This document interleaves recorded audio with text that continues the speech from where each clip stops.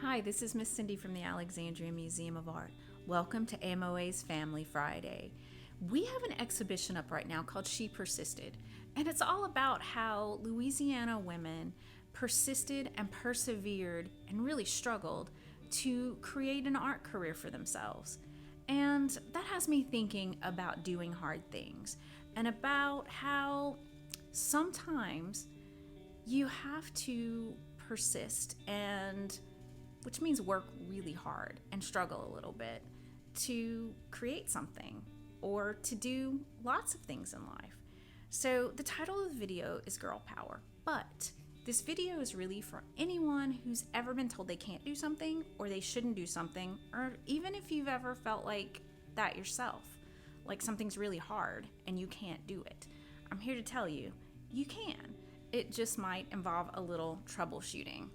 And we're going to be doing a STEM project. Now, STEM means science, technology, engineering, and mathematics, but we're going to add art to make it a STEAM project. The project that inspired me to do this is a project I found on Instructables by Matt E. Jenkins. I'm going to give you the link to his really, really good tutorial on how to make this.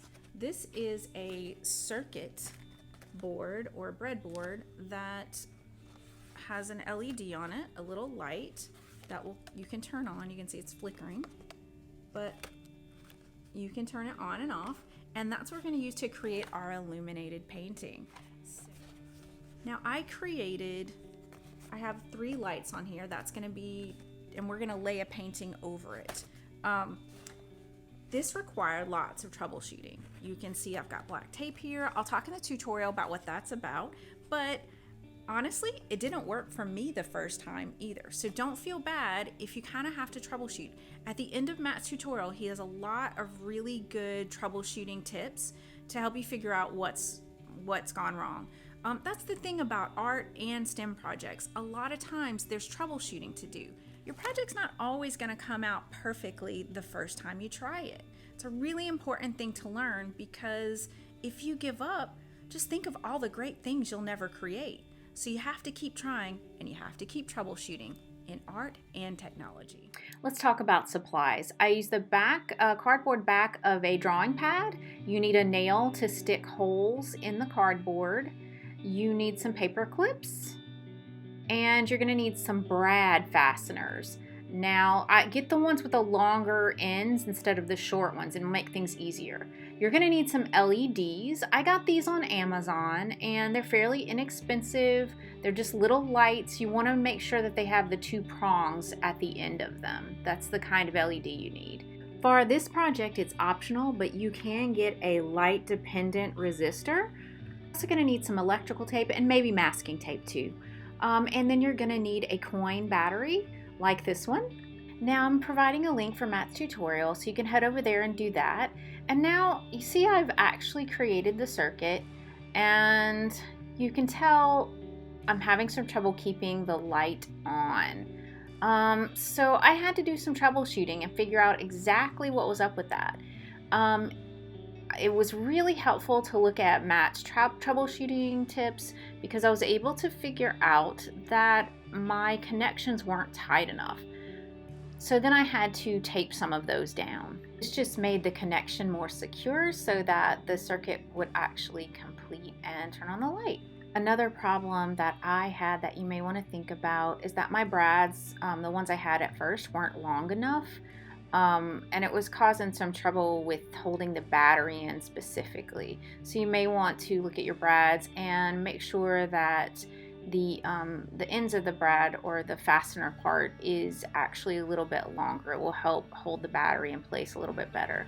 So after practicing creating the circuit, I actually thought that maybe I might want more than one light in my artwork. So I went ahead and created a board with 3 different lights on it. And you can see I'm pointing to the tape. That is something that I had to do to create a better connection. I just taped some of those paper clips down, and it made it a little bit more secure. So look carefully, and you'll notice that the bottom 2 lights don't have a light dependent resistor. It was something that I realized I didn't really need for the artwork, and I actually ended up taking it off of the top one. So really it's just you have the on-off switch for the light. It's a little bit more simple that way. Now you've created your circuit, you've put all the lights on there that you want, and you're going to get a piece of watercolor paper, and then you're going to very lightly outline where those lights are so that when you create your artwork, you're going to try to think about where those lights are. You can really let your imagination go. You can create an abstract piece of work or something else with points of light. And before you know it, you'll have a circuit board with some lights on it so that you can place your illuminated painting on top of it. And you're going to want to attach it at the top so that you can flip your painting up to turn your lights on when you're done. And here it is, my illuminated landscape. What will you create using this process?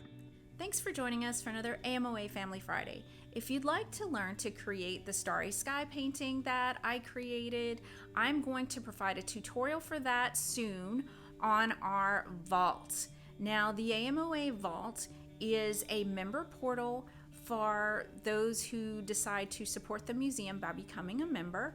And when you do that, you're supporting all these really cool videos that we make. You're supporting all of our programming, our classes, our exhibitions. So highly encourage you to become a member, and in exchange for that, we're going to give you some really cool tutorials, artist interviews, a lot of really interesting and fun things. So check that out. Be looking for that.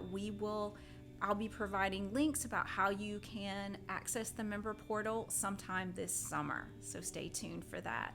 And until then, stay creative, and you guys be kind to each other.